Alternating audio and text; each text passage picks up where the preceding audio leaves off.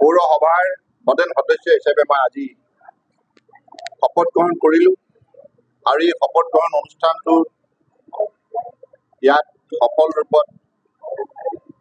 আজি অনুষ্ঠিত কৰাৰ বাবে মই মাৰ্ঘেৰিটাৰ আমাৰ জনপ্ৰিয় বিধায়ক ভাস্কৰ শৰ্মা ডাঙৰীয়াক ধন্যবাদ জনাইছোঁ আৰু পৌৰসভাৰ মাননীয় সভাপতি আনন্দ কুমাৰ শৰ্মাৰ লগতে সকলো নিৰ্বাচিত প্ৰতিনিধিক মই ধন্যবাদ জনাইছোঁ আৰু আমি সকলোৱে সংকল্প লৈছোঁ মাননীয় প্ৰধানমন্ত্ৰী নৰেন্দ্ৰ মোদী ডাঙৰীয়াই সমগ্ৰ ভাৰতবৰ্ষতে স্বচ্ছ ভাৰত অভিযান সফল কৰাৰ বাবে যিখিনি তেখেতে আহ্বান জনাইছে আৰু স্বভাৱ যেটো স্বচ্ছতা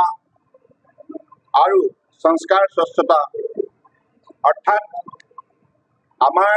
গোটেই বাতাবৰণটো পৰিষ্কাৰ কৰি ৰাখিবৰ বাবে তেখেতে যিখিনি জনসাধাৰণক বিশেষভাৱে আহ্বান জনাইছে আৰু এই আহ্বানৰ প্ৰতি আমি সঁহাৰি জনাবৰ বাবে মাৰ্ঘেৰিটা পৌৰসভাই আমি সংকল্প লৈছোঁ চহৰৰ সকলো বাসিন্দাৰ সহযোগত মাৰ্ঘেৰিটা চহৰখন এখন পৰিষ্কাৰ চহৰ হিচাপে গঢ় দিয়াৰ বাবে আমিও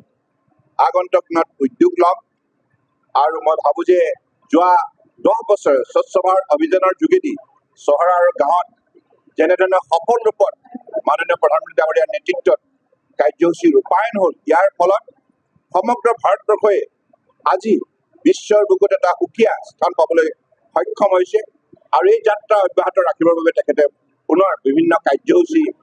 এই ক্ষেত্ৰত পালন কৰাৰ বাবে যিখিনি আহ্বান জনাইছে মই ভাবোঁ যে এই ক্ষেত্ৰত